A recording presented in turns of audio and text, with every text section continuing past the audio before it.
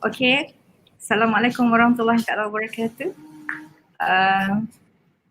We are here today for this afternoon special session with this Euraxess, your gateway to research in Europe. Having here together with me this afternoon is Dr. Suzana Rentzow-Vasu, the regional representative Euraxess Asean.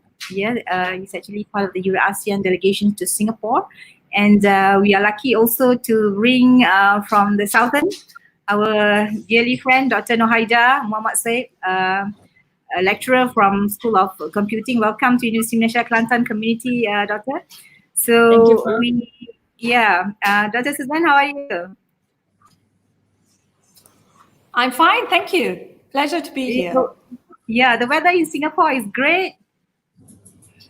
It is, yes, although it's gonna rain later, but you know, I'm inside like we all are, so no problem.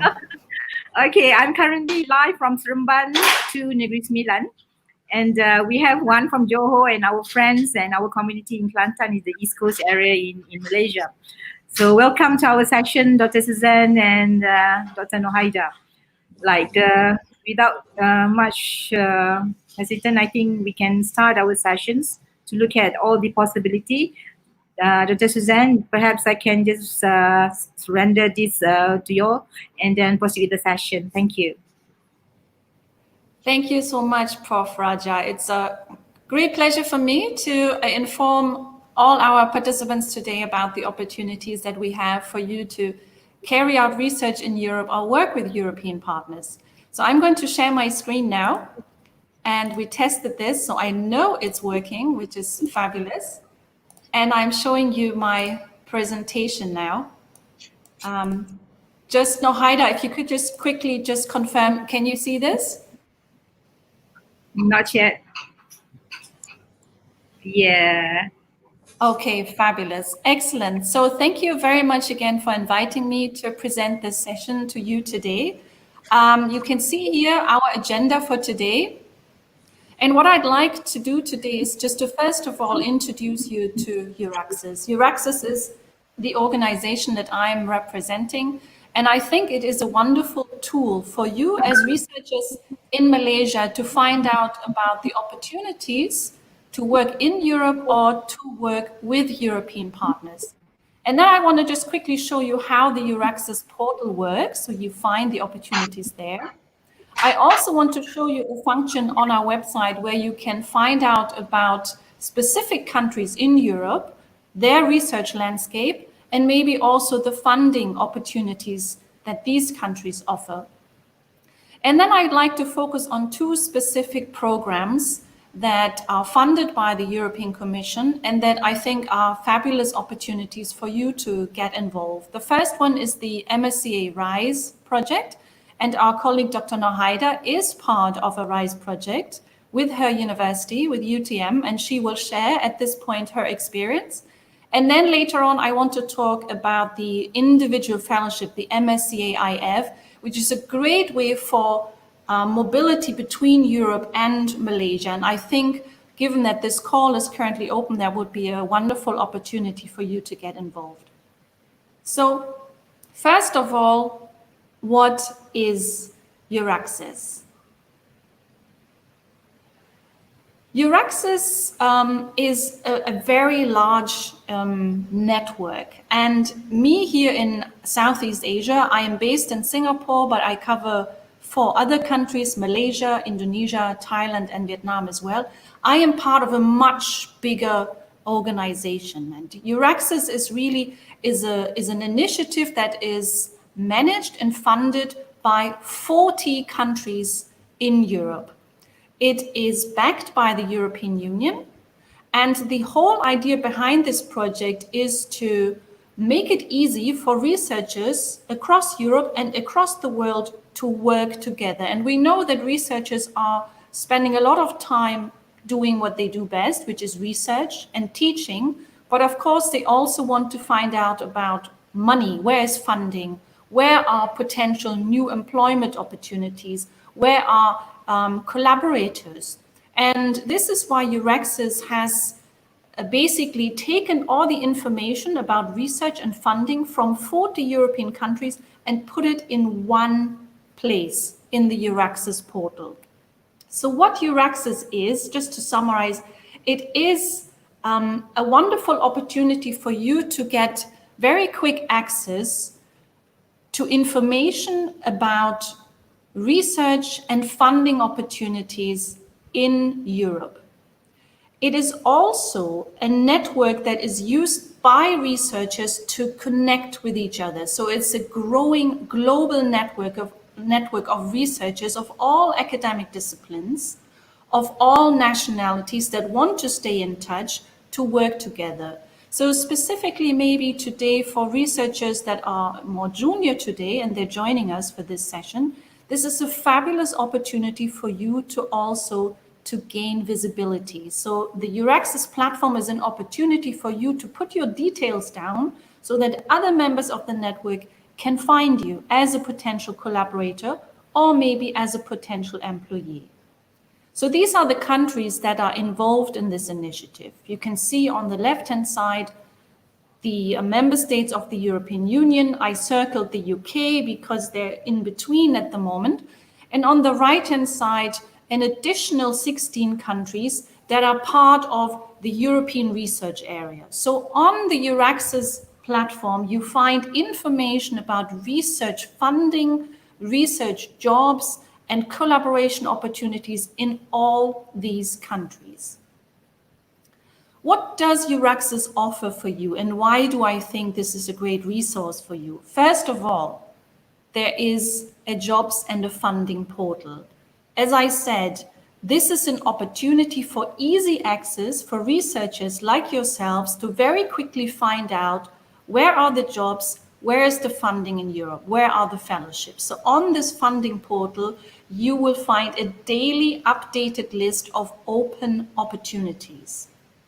This is also an opportunity for you as researchers in Malaysia to post your offers that you have at your institution, at your own research group, and maybe recruit researchers from Europe or from other parts of the world. So this is really like a jobs portal where everybody can advertise their opportunities and you have a very quick overview of the opportunities. This is a fairly updated number, so you can see the opportunities that are available each day are in the thousands. These are the countries, once again, that are participating in this. So you will find on the portal fellowship opportunities from Switzerland, from Norway, from Turkey, from Austria, etc. So really a great resource at your fingertips. Euraxess also offers a partnering tool, and I think this is very interesting to a lot of participants today. Again, this is an opportunity for you to find out where are there potential collaborators across the world and in Europe in particular that you could work with, either if you're forming a conference panel or if you're looking to employ someone for a postdoc position that you might have at your institution, but also when it comes to preparing joint proposals for funding, such as the Marie Curie RISE project, that we're going to talk about a little bit later today. So this is a part of our database where you find offers from individuals, but also from organizations, of course, that are looking for partners for specific research purposes. Euraxess also offers a hosting database. Now, hosting is important when you apply for quite a large number of European funded fellowships. The onus is always on the applicant to find a supervisor in Europe. And I know that this is usually an obstacle for junior researchers that do not have a network just yet. This is where this hosting database comes in as very, very useful, because on this hosting database, you find offers from universities in Europe that are looking to recruit fellows at their institution in Europe. So once again, a wonderful database to very quickly expand your network. And of course, you find a lot of information there. All these 40 countries that are part of Euraxess maintain their own country portal, where you will find information about their research landscape, the specific funding opportunities, and of course, contact details for you to obtain personalized assistance. So let's say you are interested in spending your sabbatical in Switzerland, you could contact the colleagues at Euraxess Switzerland to find out about any openings that there are across Switzerland, any fellowships that they might have, or if you have already secured your fellowship, you could obtain support from them for moving from Malaysia to Switzerland. What kind of visa would you need? How would you find housing in Switzerland, for example? What type of insurance would you need? So this again makes this network, I think, very special in that it's not just information, but it is a network of real people that are there to support mobile researchers.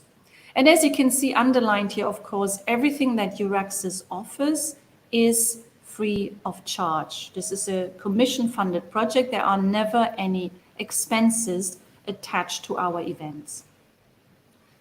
Euraxess ASEAN, as I said, is part of this big network, and we have a presence here in Southeast Asia. I am in Singapore, just across the causeway, and I'm always open for you if you have specific requests, if you like more information, or if you're trying to get in touch with someone in Europe and you have a little bit of a problem, just email me. I have 2 email addresses, as you can see. You can email me at either of these addresses and I will get back to you.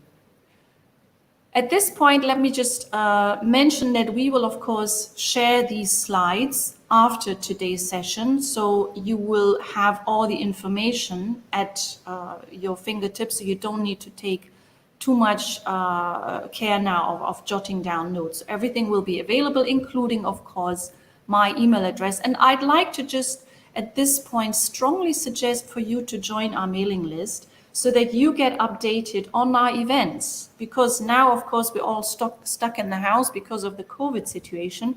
But in the normal times, we do a lot of events that we think are very important to our community members, such as yourselves. We do have workshops on different aspects that are important for career development of researchers, science communication, how to write a proposal, how to get published, for example. We will have later this year a webinar together with Taylor and Francis and with Nature on how to get your scientific writing published. So I would just recommend that you sign up to our website and to our mailing list, that you always get this information. So that was just meant really as an overview to encourage you to visit the Euraxess portal when you have time, to really find out what's on offer and what matches your career development requirements. Now, I wanted to just very briefly show you where you can find this information. I hope this works. I have hyperlinked this here. I could click on this now. I'm not sure whether I'm going to dare this. I don't want to lose the connection. But basically, this is the website link to the Euraxess portal. And you can see here all the different functions and all the different services that we offer. And what's important to you, I guess, is this point, is the jobs portal. The jobs portal, as I said, is your opportunity to find out about the opportunities that are available across Europe, but it's also an opportunity for you to post your own offers. And secondly, this is part of the portal that I think is very interesting for you. Where can you find information about what is happening in Europe? Sorry, I have to at this point just quickly remind my husband that I'm having a webinar because he left his door open. He's doing his own webinar. Just give me 1 second.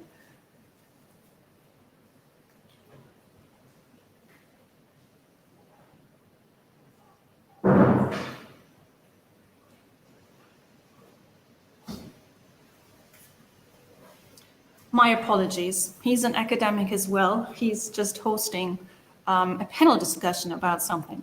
So this, I think, is a very interesting function. That's why I wanted to show it to you. And this is, as I mentioned, all the 40 European countries have their own national portals.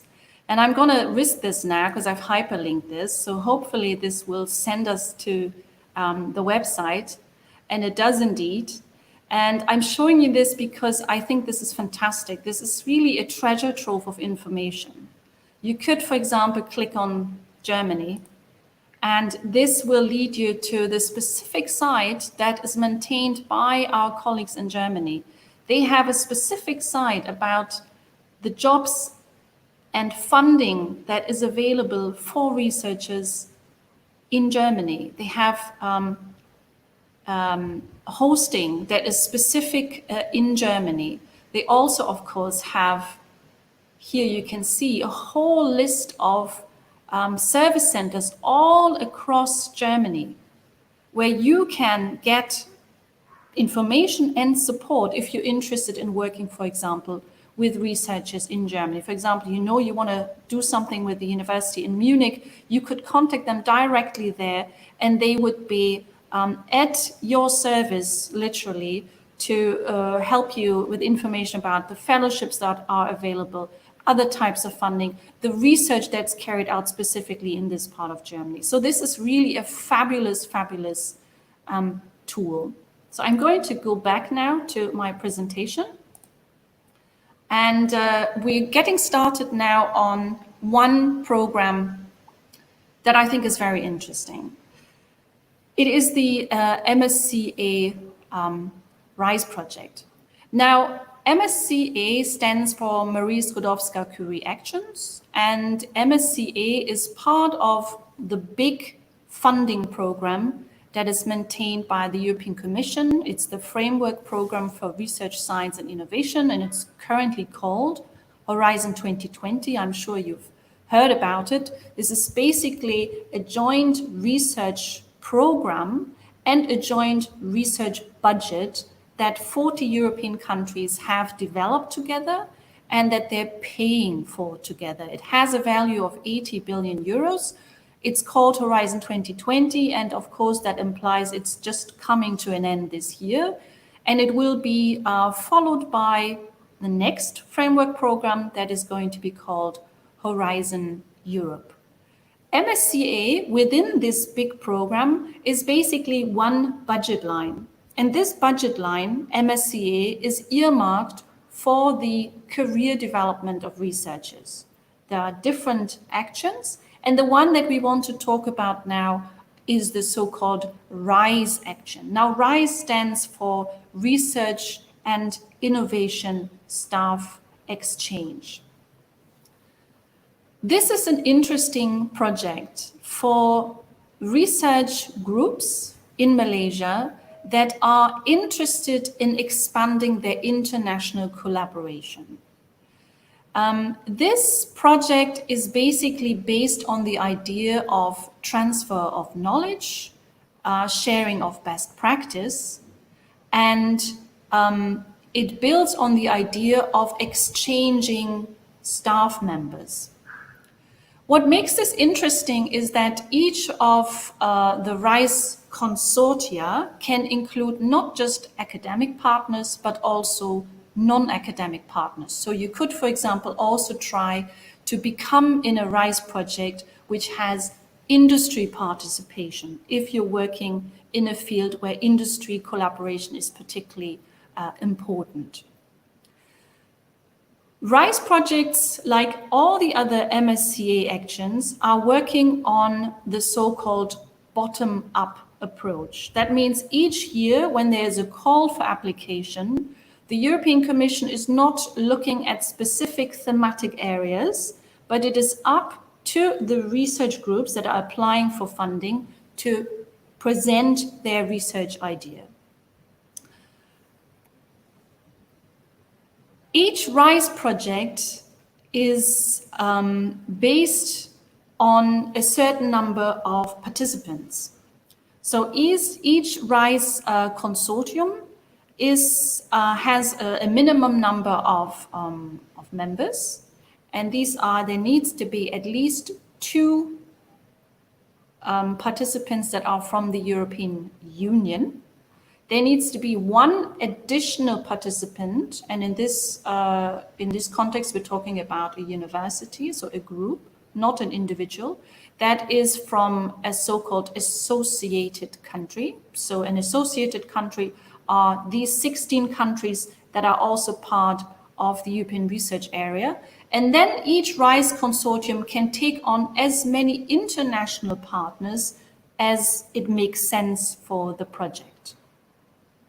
So each RISE project is funded for a maximum duration of 4 years, and it is funded in so-called person-month units. So 540 is the maximum number of months that each project has at its disposal. And the idea is that the members of the consortium are using this mobility money to visit each other. They visit each other, for example, to carry out short-term research stints at one of the partner organizations, to do some teaching, to attend a conference, to test out a specific equipment that's important for the research project. But the idea is that everybody learns from each other and shares best practice. So the research consortium member develop a specific proposal. They want to find out something specific, and then they develop this secondment idea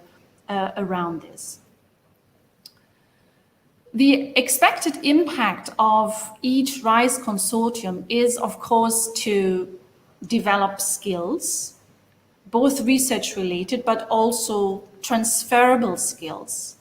As I said at the beginning, MSCA is dedicated to career development. So RISE is really an opportunity for the participants in the project to enhance their skills so that they progress in their career development. So it's not just meant about scientific expertise, but it's also about communication skills, learning to use a new equipment that is important for your research, but also, for example, making that move towards collaborating with industry, communicating research output outside of academia.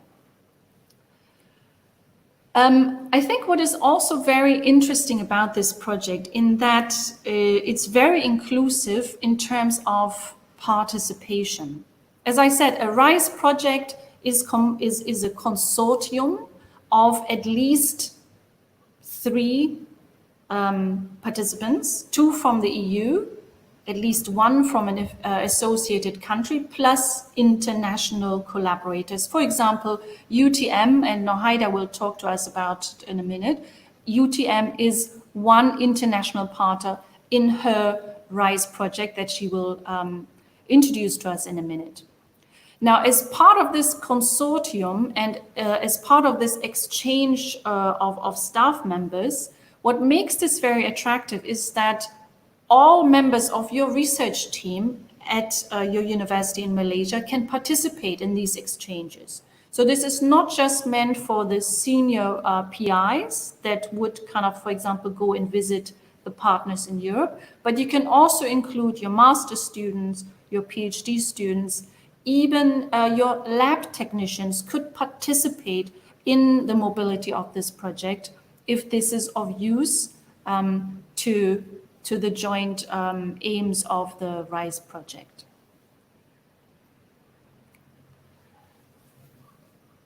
A RISE project or the call for applications for funding is once per year. The call for 2020 has just closed. It closed on the 12th of May, just last week.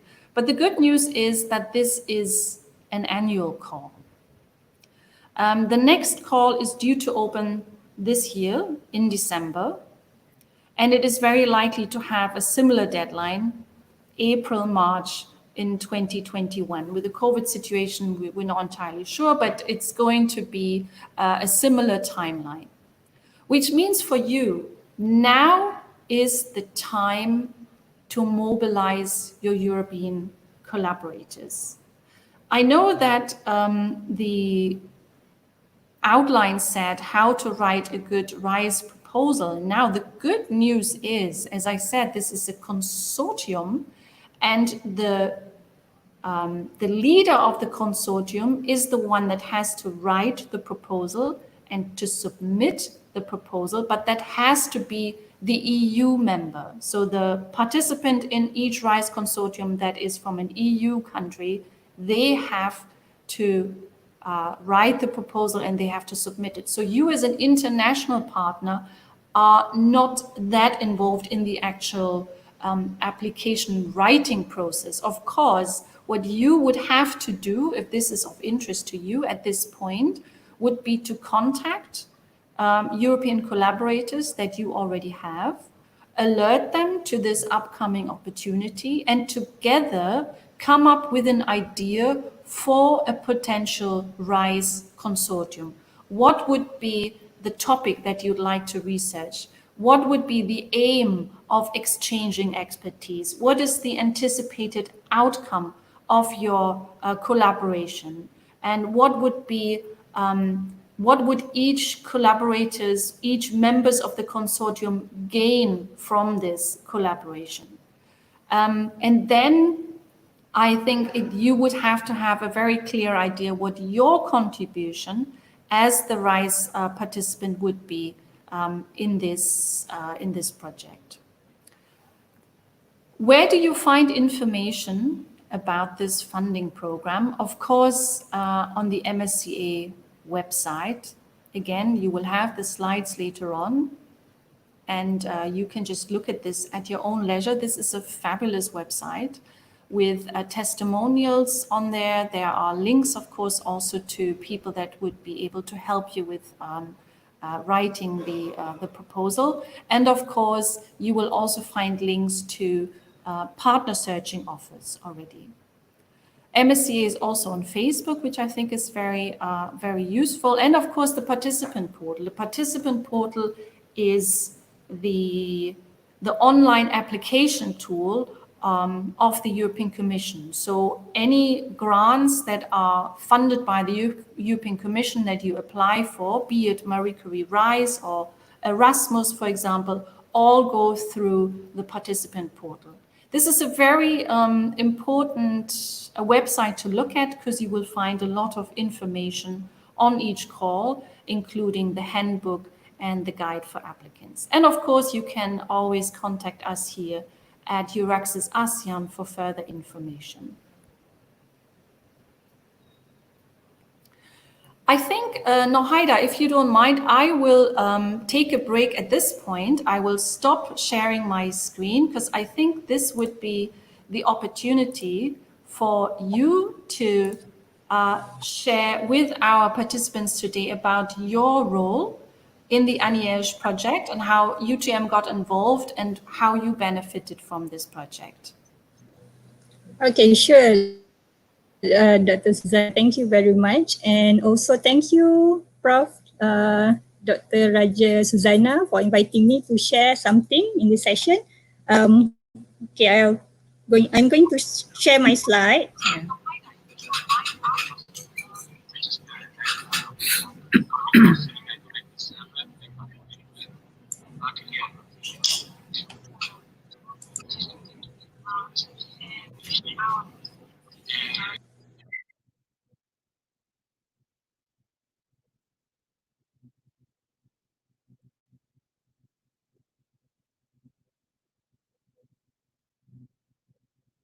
Okay, so this is I'm going to share our experience involving in Mary Selasa Creation RISE project, and our project is called MEH. Yeah, and the duration of the project is from 2016 until 2019. It just finished last year for 4 years. And a little bit about our project. As any other pre-funded project, we usually use an acronym to represent the project. So this is called MEH. Okay, the acronym representing full cycle of high-dimensional heterogeneous database animation technique for Southeast Asian intangible cultural heritage digital content. And our focus is actually on utilizing computer graphics and also artificial intelligence techniques in order to preserve the performing arts related to intangible cultural heritage of Southeast Asian. And if you want to look more into the project, you can go to this URL at the bottom of my slide. Probably I will share my slide later after the presentation. And now, how do we get involved in MSCA RISE? As you all know, it's a consortium of research, meaning that you don't do the research by yourself or by only your team. You need to have a consortium of researchers. And if you go into the guidelines, you need to have at least 2 member from EU member country and maybe 1 from associated country. And from in our case, our project leader, or usually it's called the coordinator of the project, is from Bournemouth University, United Kingdom. And we have 2 more partners from France. Okay, one is the university and another one is the research center. And originally in the proposal, partners are from Southeast Asian country because we are focusing on the intangible cultural heritage of the Southeast Asian. So UTM is one of them, and we have another partner from Thailand, and then 2 other universities from Vietnam. Okay, so this is the original partners involved in the research consortium in our NEH RISE project. So if you look here, all these 7 participants and partners are funded for the secondment. But if you go to our website, the partners actually has been expanded. We have more partners coming in, but they are not funded through the project. They are working together to come up with solutions since they are interested with the project. So next, when you are writing your research proposal, you need to also consider your role as a partner in MSCA RISE project. For our team in UTM, apart from doing the basic research, we are also responsible to get closer to the performing arts. So since Zapin is quite famous in Johor, so we took samples of Zapin dance as an example of the performing arts in Malaysia. There are more, of course. If let's say UMK is involved, you might want to look into the traditional dance or performing arts. As you know that there are many types of performing arts in Kelantan. Okay, and then we also do sample data collection. Okay, videos, motion capture, interviews with the dance expert and everything. So from there we work together, and next, as the secondments in MSCA RISE, this is a mobility program. So we send our staff and also students to the host university and also to the partners in France. So this is called the secondment. So you can go minimum 1 month and maximum up to 12 months. Okay, so some of the secondments carried out during the project. From UTM, the first outbound secondment to UK is in 2016, and also there's there are 2 students who went to France, and we also received inbound secondments. The researchers, postgraduate students from the partner university come and visit and do something like seminar, discussion, work together, working on papers, and those kind of thing. And the last batch of secondment is in 2018, late 2018 up until almost November 2019. So what do they do during secondments? They have discussion in the lab, presentation from time to time, and also hands-on works like programming, supporting animation, digital media, web, and everything. And next, I would like to also highlight, everybody knows the benefit of getting MSCA RISE project or funded to the international grants. Of course, in terms of capacity building, we have staff and also students development on knowledge, skill, and as well as career advancement. And we have also established greater links between organizations. Okay. And by the exposure of working with researchers from various countries and disciplines, we have more experience, okay? And especially the students, they really appreciate the experience. And we also managed to work closely with organizations locally, such as the Heritage Foundation, government agencies, as well as industry, local universities, and colleges. And of course, when you have research track, you can also highlight it during your grant proposal, either locally or internationally. Okay, so some tips on proposal preparation. Dr. Suzana has mentioned just now about the participant portal, for example, and also the Euraxess portal. You can study the advertisement on open call, okay? And there are, of course, guidelines. You can go through that. You need to go through the guidelines to know what exactly they want you to do, what they want you to include in your proposal. And you need to also find potential partners and propose your ideas.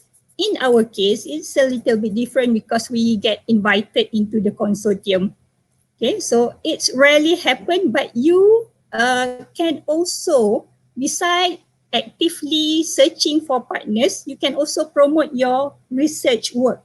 Okay, there are multiple platforms, web pages, social media, go to conferences and everything, so that people outside will know what you are doing, and you might find maybe partners looking for your expertise.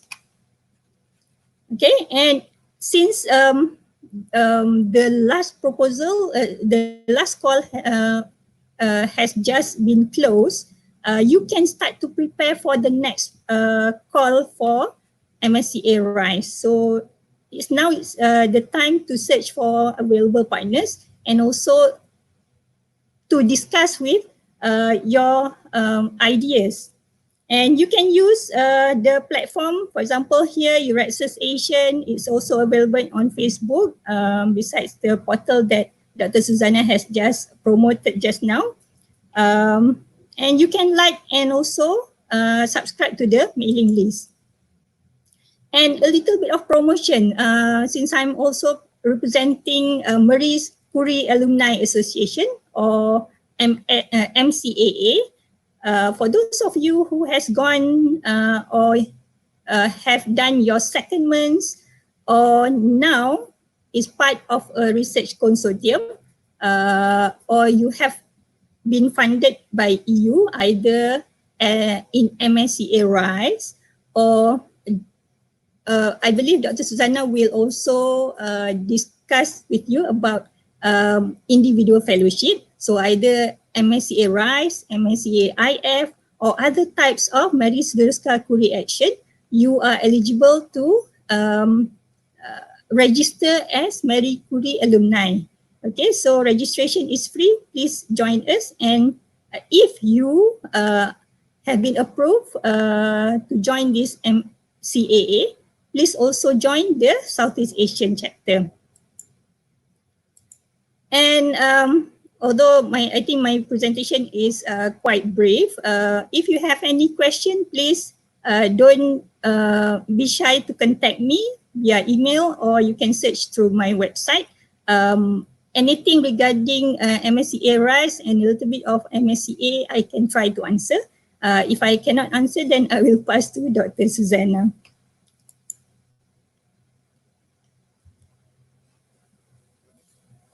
Okay, so Dr. Suzana, are you there?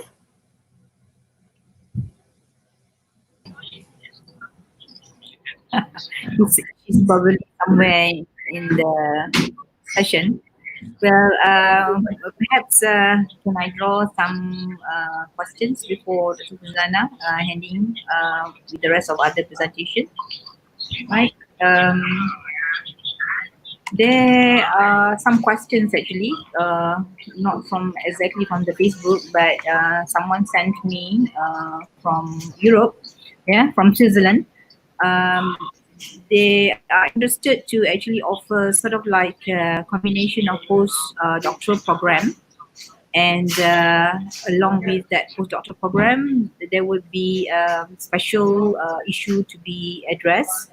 And would that be possible for the secondment in the SCA RISE? The question is what exactly? Whether students can be involved in the MSCA RISE?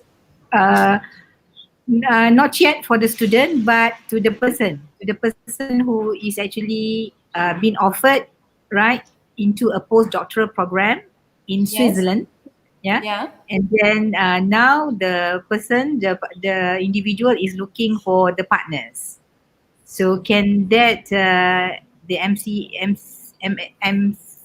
SCA? RISE.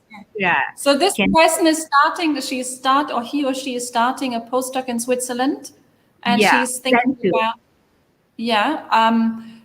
Yes, I mean, as Nohaida said, the MSCA RISE is not about an individual. This would be a team of researchers. So that would be, in Nohaida's case, her research team at UTM that has joined this research consortium. So if this person is going to Switzerland, and I think this would be a great opportunity to create a link between her new institution in Switzerland and her old institution in Malaysia. I think that would be a great opportunity to explore whether a RISE can be built on that kind of collaboration, if that answers the question.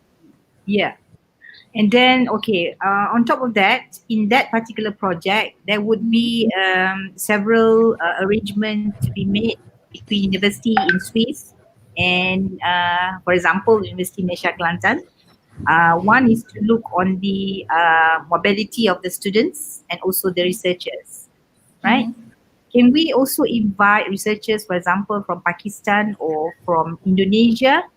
And they also have their students. I mean, now we have like 3 countries together in the partners, and then join for, I mean, as Nohaida is described as well, any RISE consortium has to have a minimum of European partners. So it has to be 2 institutions that are based in the European Union that are included in this consortium, plus 1 additional institution from a so-called associated country. So I know this is a difficult term and people usually don't know what it means, but these are 16 countries that I showed in my slides earlier on that are also contributing financially to the European Framework Program for Research and Innovation. So examples would be Turkey, Switzerland is an associated country, Norway, for example, is Montenegro, Ukraine, they're associated countries. And once this minimum requirement is fulfilled, 2 EU countries, 1 associated countries, then this group of people can bring in as many international partners as they want, as is the case with Nohaida's RISE project. So they have the University of Bournemouth, and I think a French partner. And then they have, as she said, 2 from Vietnam, Indonesia, Malaysia. So in that case, if you create a link with sufficient European partners, then of course you can discuss with these European partners whether it also makes sense to bring in the colleagues from Pakistan or the colleagues from Indonesia or India or wherever your network expands to, as long as it makes sense in the context of this research proposal. So it needs to make sense that these additional partners are part of the consortium. They bring something to the table that is of value to the entire project. Right now, Haida, would you add something? Yeah, please. There's something that I want to add. If you want to get funded to do the secondment, make sure your organization is in the proposal, because that way it's clear that your university, for the purpose of secondments, meaning that if you send one student for, let's say, 12 months, that student will be funded for 12 months. But if your proposal has been approved, and later you want to bring in other partners, let's say from just now, example from Pakistan, of course you can bring them in, but they may not necessarily be funded for travel. That depends on the host, I think. Meaning to say we should be able to frame our strategy and plan from now to include all international partners, and then Yes. get all the budget proposed, right? Yeah, to make sure Yeah. that you are being funded for travel Yeah. and everything. Okay, clear. Okay, Dr. Suzanne, over to you. Should there be any other further sharing?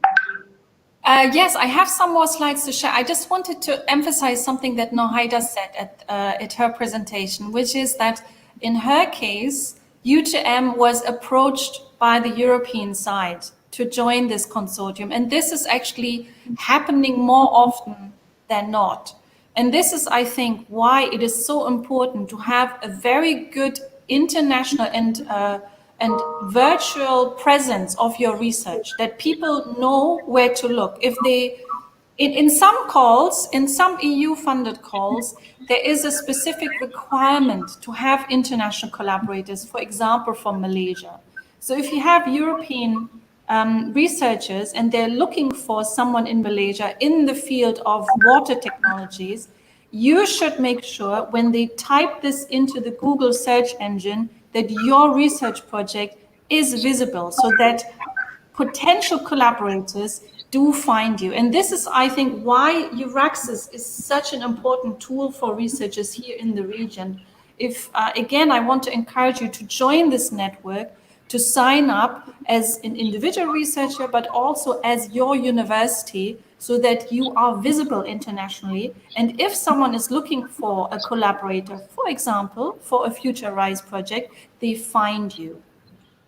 Now I'm going to share my screen again because I want to introduce you to a second program, which again, I think is extremely interesting.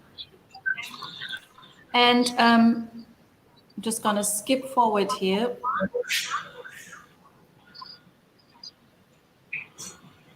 We've spoken about the Marie Curie RISE, but what I want to talk to you about is a funding program, a fellowship program that is currently open. So this only opened a couple of weeks ago, and this is about the opportunity to do postdoc research in Europe. So the Marie Curie RISE, just to summarize, that is mobility funding, but you don't apply as an individual researcher, you apply as a team within your university in Malaysia. This fellowship here is about you. You as an individual researcher, you want to develop your career further, you want to make the next jump in your career development. That would be your opportunity. So I'm going to skip over this here because we've talked about this already. This call that I'm talking about, as I said, has just opened, and it has a closing date of 9 September. So it's sufficient time for those of you that are interested in this to put together a strong application. This is a personal fellowship. So this would be for you as an individual researcher. You want to carry out 1 or 2 years of postdoc research in Europe. This would be the fellowship that you could consider. As I said, this is about career development. This is an opportunity for you to, of course, gain expertise in your scientific discipline, but it's also about acquiring interdisciplinary skills, how to manage a budget, how to develop a very good communication strategy, how to work with industry partners in your research field. This is open to research topics in all scientific disciplines. And by scientific, I mean also the social sciences and the humanities. And similar to the RISE project that we spoke about, this is also a bottom-up principle. That means there are no thematic areas where there's an invitation to apply, but it's open to all ideas, all scientific and academic disciplines. This is a fellowship that is open to individuals, and it's open to applicants of all nationalities. So even if you are joining now and you're not Malaysian, it doesn't matter entirely what nationality you have. It's open worldwide. It's open to all academic disciplines, and it is open also to people at various ages. It's a career development fellowship, which means even if you already have a postdoc, but you're still in need of additional training to make that extra jump in your career, you are also eligible to apply. The eligibility criteria can basically be summarized as follows. Firstly, this is open to experienced researchers. That means you must either have a PhD or you must have 4 years of research experience. And that basically means if you are a researcher at a university in Malaysia, and I know there's quite a few that are teaching and researching, but they do not have a PhD, but you're carrying out research in a full-time capacity anyway, that would make you eligible if you have carried out this full-time research for at least 4 years since the period or since the point in time when you have obtained the academic degree that would have allowed you to carry on and read for a PhD. So in most cases, this would be a master's degree. And you would document this, for example, by an employment contract that you've had, or maybe any of the research output that you have produced during that time. So it's the eligibility states you either have to have a PhD or this full-time research experience. This is also a mobility fund. This is important because this requires you to move to Europe. So this is not a fellowship that you would be awarded and you stay in Malaysia, or you go to the US or to Pakistan. You would have to go to Europe. Where in Europe could you go with this? Again, here are the same countries that I showed you earlier in the context of the MSCA RISE call. You could go to either these countries on the left, these are the member states of the European Union, or to the countries on the right. These are these associated countries that we've been mentioning before. All of them are forming part of the so-called European Research Area, ERA. You've probably come across this at some time. And I know in Malaysia, lots of universities have very close links to the UK. And the good news is that the 2020 call allows for institutions in the UK to host a fellow. So that is good news for those of you that work closely with partners in the UK. What's unique about this fellowship is that it's really focusing on a tandem relationship between the fellow and the host. So the idea is really for both parties to benefit from each other. The fellow, of course, is benefiting from the experience of the host, from the facilities at the host institution in Europe, from the mentoring that the host can provide to really take him or her to the next level in their career development. But the host also wants to benefit from the fellow in the sense of there is some form of transfer of knowledge. Maybe there's an opportunity to create a new link between the two institutions, the one in Europe and the one in Malaysia where the fellow might come from. What is important that the proposal needs to develop as a joint effort. This interesting aspect about this fellowship is that fellows can carry out the research, of course, with the traditional academic output, such as a university or a research institute, but you could also decide to do industry-based research. And what also makes this exciting is the opportunity to build in a secondment. So for example, if you are deciding to apply to do your research, this fellowship with a university, let's say France, for example, you could build into your proposal a secondment where you say you want to spend between 3 and 6 months of this fellowship with a company, for example. Or if you're a social scientist, maybe with a library or an NGO, whatever fits your research proposal and makes it a strong application. There are certain evaluation criteria, and these are the evaluation criteria that also apply to the MSCA RISE call. So your individual fellowship call and any potential RISE call that you would apply for are all assessed according to this: excellence, impact, and implementation. Excellence, of course, refers to the innovative idea of your proposal. How is this new? How is it creating new knowledge for your scientific community? Is it just a testing of an old theory? Or is this really something fresh, something that brings us forward? And here, very clearly, how good is the relationship between the host, the supervisor in Europe, and the fellow? Is this a relationship where knowledge will be shared, where the mentoring is at a level that the fellow can really excel? Impact, and again, this is also applicable to any RISE application that you might be involved in. How good is the communication strategy?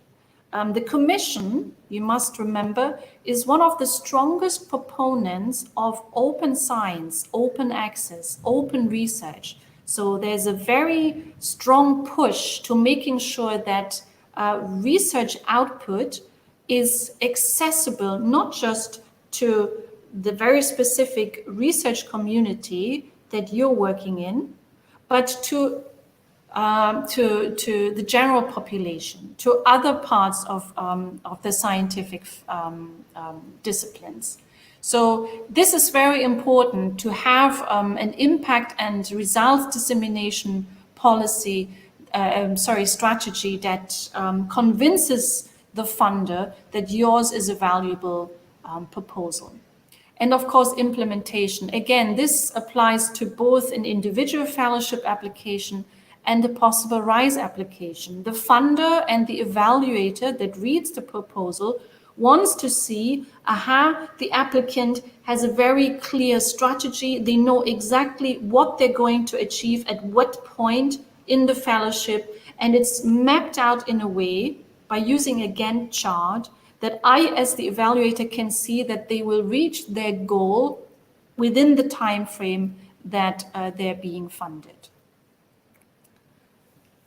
This is just an idea about the money that's involved here. This is a very generous fellowship, and it would really give you an opportunity to just focus on your career development, focus on your research without having to worry about your finances. There is a family allowance involved of, I think, 500 euros per month, independently of whether you bring your family to Europe or whether they stay behind in Malaysia. You would still get this money. And there's, of course, also a certain monthly allowance for training, because this is all about honing your skills as a scientist, as a researcher, so that you can gain an extra level of independence. This is the timeline. As I said, the call, this is the wrong date here. The call closes on the 9th of September, not the 10th. And by February next year, you could expect to find out whether you have been successful or not. The first possible starting date then would be in May next year, but there is flexibility depending on your personal circumstances, and you could delay that starting date by up to 1 year. So a very flexible fellowship. How would you get started with this? First of all, of course, you would need to look at the application. And this is the same again as it is for the RISE project. First, it's very important to read up on the call specifics, because what you will find there is, importantly here, the work program of the MSCA. That gives you an idea on why the European Commission is putting all this money aside. What are they trying to achieve? What are the challenges that the funder has identified as important? And maybe you can then tailor your own application to say, my proposal will help find solutions to some of these challenges. And on the right-hand side, the guide for applicants, very, very important, because in it, it states explicitly what the applicant should address in his or her application. So this is a very important document. And again, you will find the same document for the MSCA RISE call once it opens again later this year. So this should be the document to study very carefully. Secondly, of course, you need to have a research idea. This goes for a RISE consortium or an individual fellowship. You need to have an idea to base your proposal on. And how do you get an idea? You know this as well as I do. You talk to your peers. You talk to the people in your group. You talk to your European collaborators. You just basically hone it down until you have a good, innovative, and excellent research idea. And then finally, you need to find a host. This is for the individual fellowship that I just talked about. But you could also replace this with finding European partners. And how do you find a host or European partners? Importantly, I think everybody knows personal contacts always work best. You yourself are researchers. You know, you, I guess, on occasion get emails from people that you don't know. And it's always a bit strange to kind of assess who are they, why are they contacting me? So it makes most sense to look at your own network. Who are the people that you've worked with in the past? Who have you met at a conference? Maybe who are the people that you keep citing in your own scientific writing?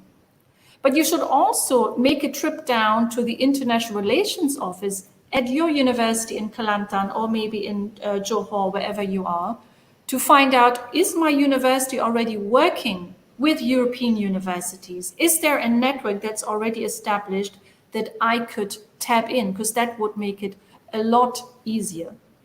But, and I want to get back here to the Euraxess portal that I showed you at the very beginning of our session today. Do make use of this here, the hosting office. This is where European universities are right now posting their offers, their intention of hosting a fellow for the MSCA Individual Fellowship Call 2020. They are very keen to host people because this is a hugely prestigious grant. There's an additional database which is called Net for Mobility.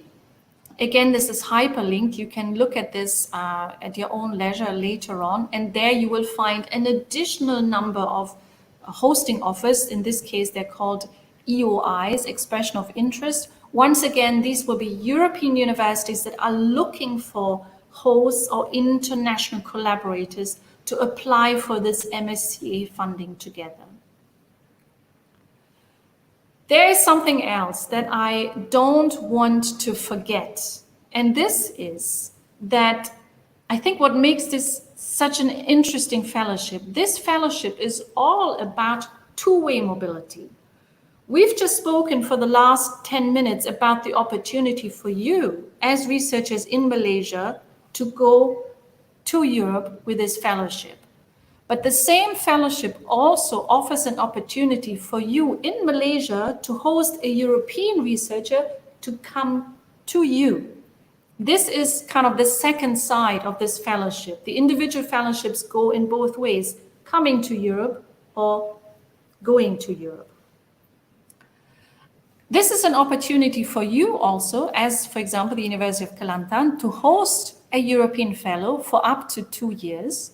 And this person comes with their own funding. The same money that I showed you a few slides earlier on, this person would have at their disposal. So this is a great opportunity for you, again, to cement any collaborations that you have with European partners and kind of create a stronger network, a stronger partnership. In this case, the fellow would have to complete a mandatory return phase. That means he or she would come to Malaysia for 2 years, and then they will have to go back to Europe for 1 year. How do you find a fellow? Exactly the same way. You would need to alert your network in Europe. You would tell them, look, I'm here at the University of Technology Malaysia. I know about this individual fellowship. I have this great research group, and in applied mathematics, we have an opportunity for a postdoc to come and research on this specific topic for us. So alert your European partners, and they can possibly identify potential candidates to apply together with you as a host. Also, please do make use of the Euraxess portal and post your own hosting offer there, so that our growing community of network members are seeing it. They see you as a potential host, and they probably also keep you in mind for opportunities that are coming up in the future. Where do you find information? It's exactly the same. I'm just going to skip through it. This applies for individual fellowships and RISE. Again, the MSCA website, the participant portal, very, very important, our own Euraxess portal. And I've put something else in here as well, which is a webinar that Euraxess Asean will host in July. And in July, we will have a webinar that will be for people in Southeast Asia that are writing an application to an individual fellowship grant. So if you are one of them, you have just seen this and you think this is fantastic, I definitely want to apply for this postdoc to go to Europe for 2 years. I will start researching this. Please do join us in early July. We will have evaluators of previous grant proposals with us in this webinar, and they will give us hands-on advice on what makes a strong proposal. And I think this is the end of, it's not the end of my presentation. I've added something in. And this is just, once again, is basically to remind you to please look at the Euraxess jobs portal for opportunities. The MSCA, as I said, is a budget line within this big research funding program, and there are lots of opportunities for you to do funded PhD research or a funded postdoc fellowship in Europe as part of an MSCA fellowship. So please, once again, look at the Euraxess jobs portal and see whether there's anything there that would be of interest to you. And I think I'll close my presentation at this point, and I will stop sharing my presentation so that we have the opportunity maybe for some final questions.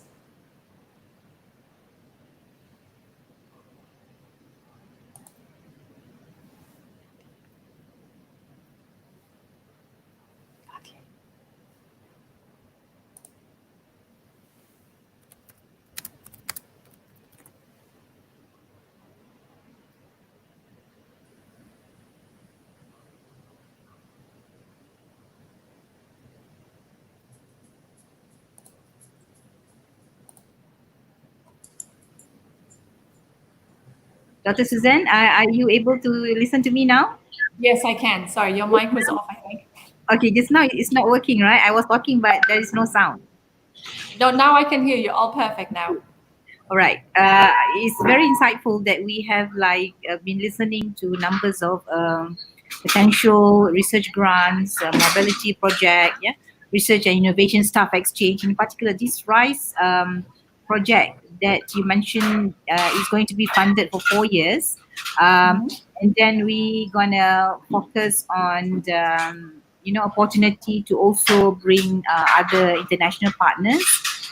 And this is going to be closed end of the year, right? So we have ample time to start working on the new proposal. The individual fellowship call closes on the 9th of September. So any interested candidates have about 4.5 months now to put in a solid application. And the RISE call will open again at the end of the year with the deadline of next April. So now is the perfect time to really start thinking about a project and to really start getting in touch with your European network and try to get together a good group of people for a strong RISE application. All right. Okay, I'm looking also at the I think our university is also keen to learn a lot about this students' participations and staff mobility, the exchange areas of interest. And maybe Dr. Nohaida, the research that you did for your intangible, right? Intangible cultural heritage. Perhaps can you share a little bit more on how do you frame the proposal, one, and number two, how do you incorporate the budget into? Okay. They actually in MSCA RISE, the leader will collect all ideas and write in the proposal into the portal. So what we need to do is during the proposal preparation, we need to discuss and throw in as many ideas as we can, because what we need to do is to highlight the strength of the proposal, what each partners can contribute. So you need to highlight the expertise of each partners. For example, in our project, although we focus on intangible cultural heritage, partners from Thailand is more on the performing arts. But also they have also those doing in computer science. In UTM, we contributed more on the computer graphics technique, and we do the data collection as well.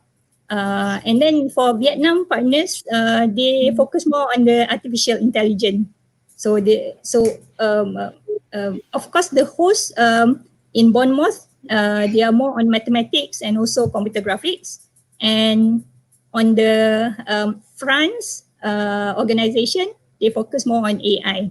So altogether, we when we prepare the proposal, we throw in the idea. We try to write into a unified proposal, and our host from Bournemouth University will later clean the proposal and key in into the portal. And regarding the budget, when we do the proposal, when we prepare the proposal, we need to list out the number of individual that will be involved. For example, how many staff is going to which host organization and for how many months. And then usually for students, what our host requested is for them to stay longer because they can contribute more, rather than go in for 2 months and then they come back without anything contributing to the overall performance of the project. So during the proposal, we need to identify at least how many students are going to be involved. And then if we can identify the staff, then it will be okay. Then the host will distribute evenly the budget for second month. It's for months, right? So 1 month you go there, you're going to get paid for certain numbers of euros, and then they will calculate the month for the whole project. So I hope that answers your question.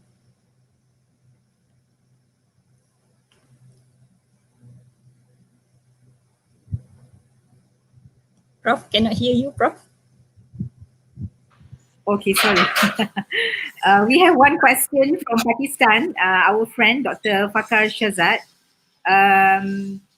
He wants to confirm about his status. Currently, he's not working or attached in any of the university, and whether could he participate in any of the program. Dr. Suzanne? As not being attached, is he still, if he's still carrying out research, I think you need to have, I mean, this is difficult. I mean, it depends on at what level he is in his career development. I'm not sure. If he's a very senior researcher and he's not attached to university, I think it's going to be difficult to be part of a RISE project. But let's say, for example, he's a junior researcher, I don't know. He could, of course, apply for the individual fellowship if this is kind of interest to him for his career progression. But I think you need to have some form of affiliation with a research outfit. It doesn't have to be a university. It could also be, as I said before, it could also be a company that carries out research if you want to be part of a RISE project. All right. So there could be some possibility for him to. He said he was asking about the RISE application. He has PhD, and he's a very active researcher and has been involved in numbers of high impact writing. Yeah. Perhaps the issue now he's not employed in any institution, so that may not be justified for him to apply for the RISE. Am I correct, Dr. Suzanne? Well, yeah, I mean, as Haida also explained, this, the RISE is not for individual researchers. This is a group effort. This is where you and your team are joining a consortium of others. But I mean, it's an opportunity for him to explore. I don't know if he has very strong collaborators in Europe. He might just work with them and find out if they have ideas for a RISE proposal. There might be something that he, with his expertise and with his specific competences, can contribute. The RISE project, or all these projects, are always working, Haida, maybe you can explain that, in kind of work units. So each partner contributes a certain work unit, and that might be something very small. It might just be, for example, you're organizing a conference, for example, and that might very well fit with his specific profile, that he has a specific skill set that justifies his participation in a consortium of this kind. But it would be unusual to say that. Yeah. So I think there's a possibility for him to join the RISE. Yeah. Let's just say this is part of the consortium effort, then he can pop in as international partners, and I believe that would be materialized, right? We talk about, there's another question from Raja Irina. Other than PhD or postdoc opportunities, is there any short-term mobility for researchers? Yes, of course, there are short-term mobility opportunities for researchers, but not in these projects that we've just presented. But as I said at the beginning, these are just two examples of funding opportunities that are available in Europe today. What you would really need to do is to look at the Euraxess portal and find out what is there on offer for you. Ideally, you would have already something in mind. Maybe you already know which country you want to go to. Maybe ideally, you already have a partner institution where you want to go to. So if you are talking about short-term mobility, you might already know, oh, I want to visit my colleagues at ETH in Switzerland, for example. Then in that case, what you should do is really look at the Euraxess portal, or ideally get in touch with Euraxess Switzerland, state your intentions, and ask them, what kind of opportunities are there for me to make this happen? Because, and this I can say with confidence, there are hundreds of opportunities for funded mobility stints in Europe that are available across Europe. It's really just a question of finding them. And this is, again, why I'm so enthusiastic about this portal, because you find all these opportunities there. But within the RISE project, of course, there's short-term mobility opportunities. But again, this is a call that is closed now. It will only open in the future. So if it's something that you're planning in the more short term, my advice would be to really narrow it down to the country you want to go to, and ideally narrow it down to the institution that you want to visit, and then work with the respective Euraxess service centers to find the funding and the support that you are looking for. Oh, can I add on something? Yes, Dr. Haida. I was short-term mobility. Yeah. If Dr. Raja Ili, probably if you want to join a research consortium, you can work with the university and go as short-term attachment. It's called the secondment. So you can go for 1 month up until 12 months. But for staff, usually, since we have teaching loads and everything, and university usually don't really, it's not easy for the university to release us for quite a long time. We can go for 1 or 2 months, or maybe up to 4 months. So that can be negotiable with the host for MNCA RISE project program.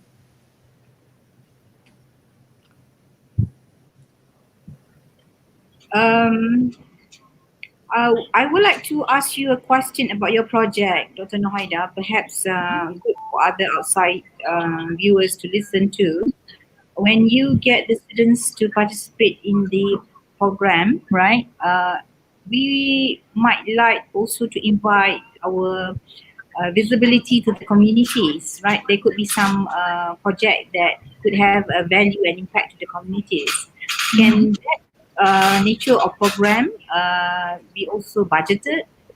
And how much exactly have you managed to bring in terms of the budget and also number of students into the program?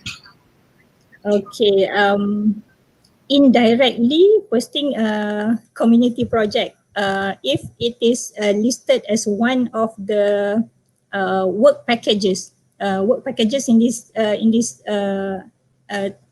in this context means as deliverable, then you can do the project. Let's say we want to teach technology to the maybe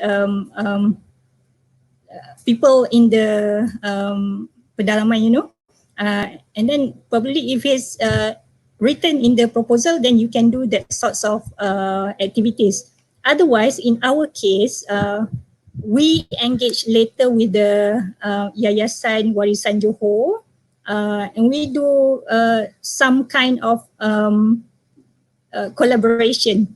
It's not funded, but indirectly also reflects, gives the visibility to Yayasan Warisan Johor to international platform. Okay, so just now, secondly, how many students? Altogether, the host actually allocated for 40 month secondment for UTM to go to UK. And then we have 18 months secondment to France.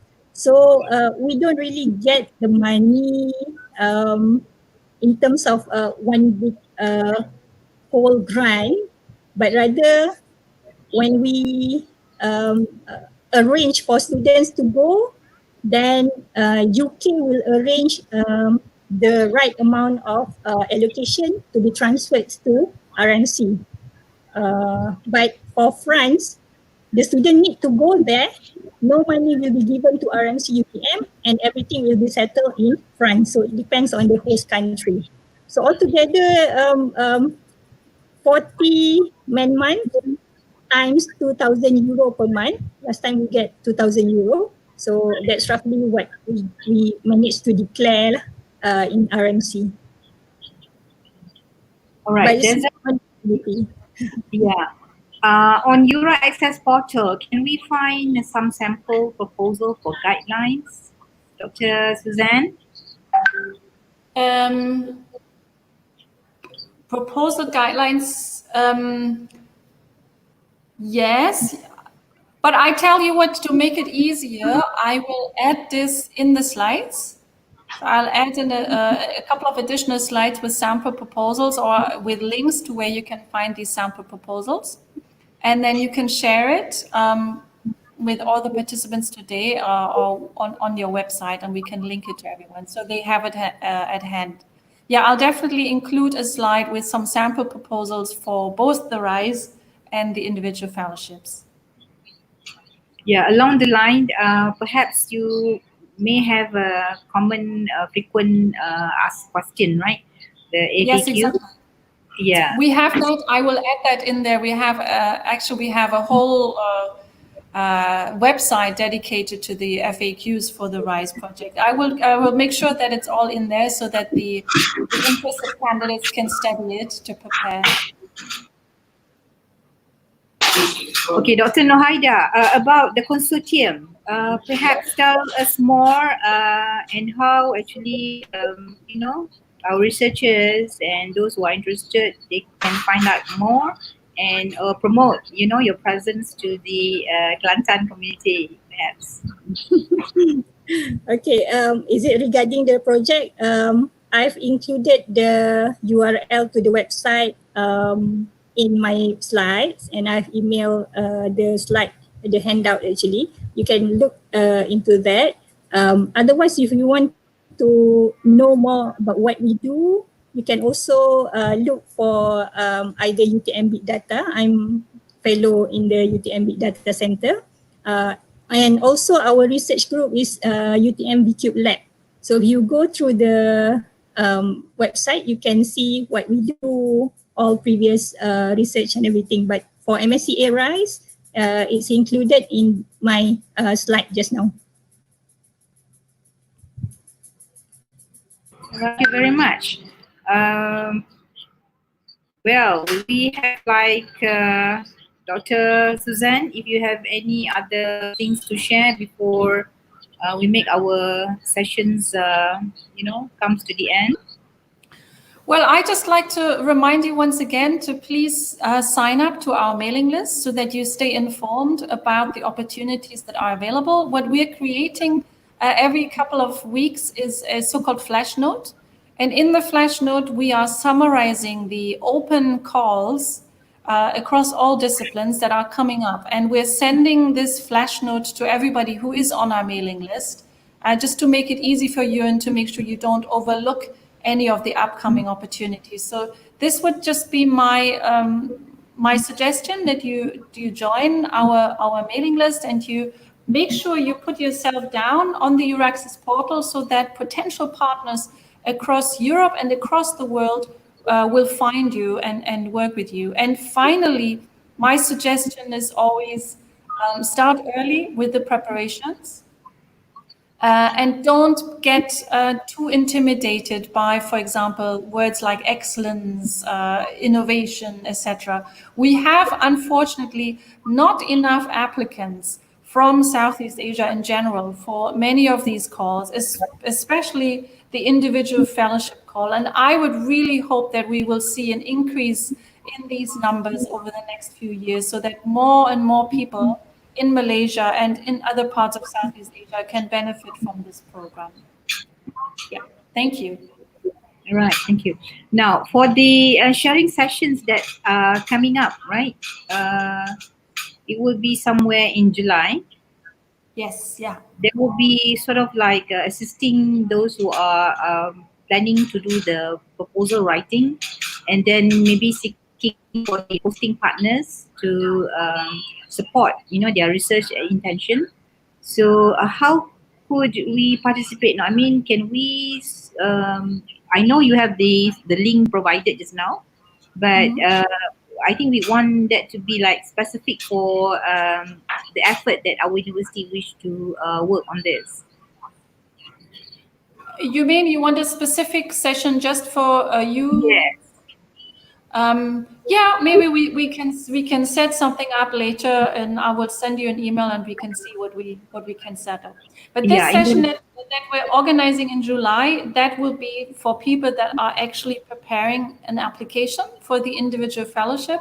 So these would be those that have listened today and they're going away and they are ready to do the research and put the time in. So we will do this for them. But we can, of course, set up a webinar specifically for the researchers at your university.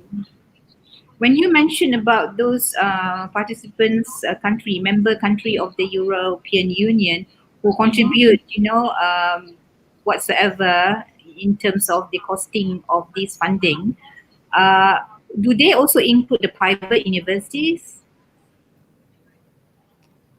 Yes, private universities are also part of these programs. The Horizon 2020 and MSCA is open to research actors from different sectors. Public and private universities are involved in most of the EU-funded projects.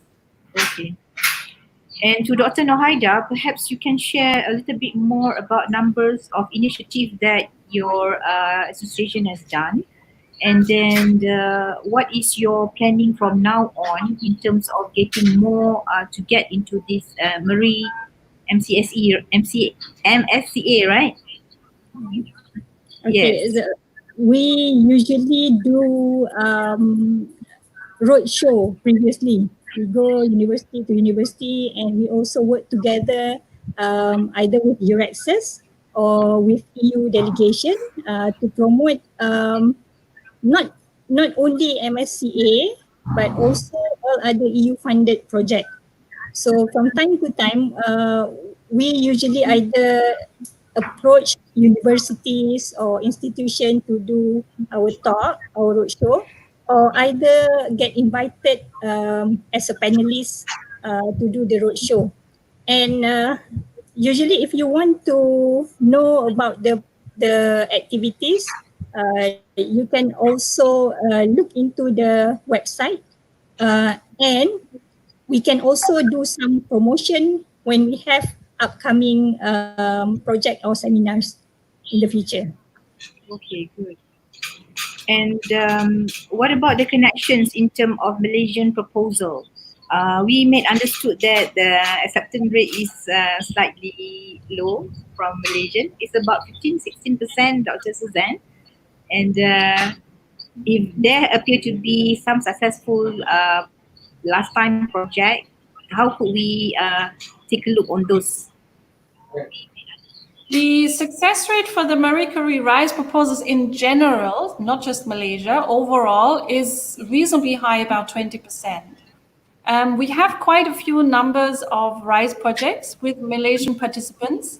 And again, I will put those in the slides as an extra slide so you can see who the other institutions are in Malaysia that are part of RISE projects. For the individual fellowships, we have very small numbers of applications from Malaysia. So that, of course, is not enough data for me to make any comments on the success rate because people are just not applying. So we hope that we can rectify this, and more individual fellows will apply, and then hopefully they have good success. But the individual fellowships, as I said, are very prestigious. This is really a grant that is open worldwide. So we have really the best applicants that are trying to get one of these fellowships. And the success rate is usually around 14 to 16%. So again, it's not very high. But as I said earlier on, do not let that deter you, but try to use it as an incentive. It's a challenge for you to be one of those people that manage to secure a grant. Okay, back to Dr. Nohaida. In your past project, right, number of students who participate, are they a combination of undergraduate, masters and PhD, or you make a focus on certain, level of studies? Since they are going to do research, we send postgraduate students. So a combination of masters, PhD candidate, and also postdoc. Okay, so both outgoing and incoming, Okay. apart from the staff involved in the project. So you get yourself involved with the communities as well? Yeah, yes, indirectly, yes. And then what about the reporting? Reporting of Oh, your, yes. reporting in terms of the MSCA RISE is done by the host, but we also need to help the host to collect whatever we do, whatever we did locally, and then we supply to the host, and he will compile everything. But of course, we in the proposal we have major activities, for example, seminars, conferences, meetings, and everything. That one will be captured by the host. Okay. So meaning it is actually done in a work package. Yes. But if in our case, we also register the money that we get through RMC, although it's kind of the mobility project. So the project leader locally need to do some reporting to the research management center as usual. Right. So actually, Dr. Suzanne, this is really a good platform that Dr. Noaida is here in Malaysia. And I think our research management center at our university, one of these days would like to invite you to perhaps guide us further on all the process that is necessary for the supporting, application to be done. And then for RISE project, is there an open competition or selection has been made on some specific criteria, such as country or region-wise? Dr. Suzanne. Yeah, this is a bottom-up approach. So every application is assessed on its own merit. There is no thematic priority and there's no country priority. It's really entirely up to the proposal and how it meets these different criteria in terms of how innovative is it, how are the different consortium members learning from each other, how does this contribute to knowledge sharing, etc. But there's no predefined ideas about which countries should be involved, etc. Okay, thank you. Well, we almost covered almost everything, right? A lot of opportunity actually have been offered through this RISE project, MSCA, the Global Fellowship, right? The postdoctoral research, for the individual fellowship. To those who have been listening, I think this is a great chance for you to start looking into host, country who can support the project, yeah, and perhaps on the mobility and students exchange. For example, the faculty, I think my dean has been commenting through my WhatsApp. We need to strengthen and start, do lots of preparations for the proposal as well. Dr. Nohaida, would you like to share any other things before we, Yeah, there's one more thing that I forgot to highlight regarding IP, because during my previous talk, some of the researcher asked who gets the IP from the outcome of the research. So for EU funded project, usually it's more on open world. So we need to share what we find to everybody. Okay, so if you are not willing to share the IP, then maybe you need to sort things out in the beginning during the proposal preparation. So that's one of the things that probably I forgot to highlight just now. So meaning to say at this juncture, is a co-share IP or it belongs to your UTM? No, usually when we produce something declared as the deliverable or work package from the MSCA RISE project, it's supposed to be shared with everybody worldwide.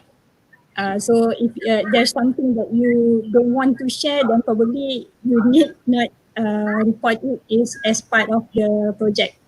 Do it separately. So because this is one thing that some of the researchers highlighted previously during our talk. and roadshow. What about the module, development of module, for example, that coming up from, you know, the process of you exploiting opportunities? Module. Right. So what we did is we produce this tool. So it's available on the website, any age project. So everybody can download it. So it's supposed to be something like that. Okay, but Yeah. in the preparation of upcoming MSCA Rise grind call, we need to start working from now, searching for partners, getting ideas, polishing the proposal, those kind of things. Yeah, I think that is very crucial because in our deliverable, right, there could be some process, some development of book, copyright, and whatsoever coming up from that output. Yeah, so we need to make ourselves very crystal clear about who owns what. Yeah. Yes. That needs to be sorted out in the beginning. So when you develop your database animation technique, right, Yeah. for your intangible cultural heritage, digital content.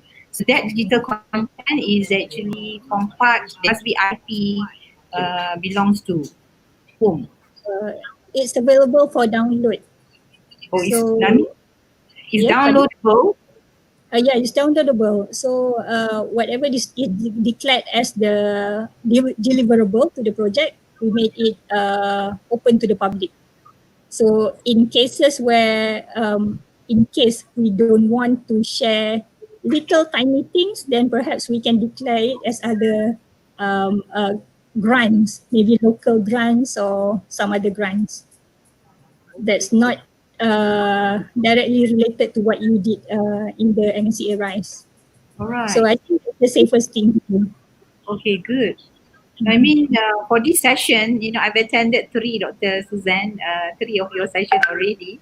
I think it is really insightful that we have Dr. Nohaida who could enlighten us on each of the process of applying. I had participated in Erasmus Plus project before, and you know, when we did for the submission of this, output. I think it's quite meticulous and a lot of things need to be done. And in this particular project, for example, RISE, as Dr. Noaida mentioned, the process of all reporting will be done by the hosting partners, right? But of course, on our side, we have to map out and make sure that all the profiling process of what we do is documented. Yes. Okay. Definitely. So we can end our session much earlier if there appear to be no other further questions. We had quite a number of close to 90 who has listening outside there, but gradually everybody is leaving us. We have actually number of session parallel ongoing now live on Facebook, University Malaysia Kelantan, Dr. Suzanne. So I can't help to make sure that you know this program is continued. So because we had early on postponing those, right? So before we end our conversation today, perhaps any last word from you, Dr. Suzanne and Dr. Nohaida? Well, just thanks very much for listening. And please do contact me if you require any additional information or if you would like me to connect you also with someone in Europe. Thank you so much for hosting today. Thank you, Professor. Yeah. And Dr. Thank you very Nohaida? much. Thank you very much for inviting me, both Professor Suzana and also Dr. Suzana. Whatever you plan to do, don't give up. And if you need any advice, just contact me. I mean, it's just like a matter of keep on pushing yourself. I mean, even if you fail for the submission, you can learn a lot for your next coming call for proposal, right? So don't be afraid to give yourself a try. Now, I also like to thank to this our research team from Faculty of Entrepreneurship and Business, and this is also co-organized by our Research Management Center, University Malaysia Kelantan. So we hope so much to make another arrangement, Dr. Suzanne, for the July program. And perhaps Dr. Nohaida, I shall keep in touch with you. If you can just leave me your handphone number, we can always communicate easily. So we can make a contact for latest development from University Malaysia Kelantan. So thank you very much for your time and have a good day. You too. Terima kasih. Bye. Thank you. Bye.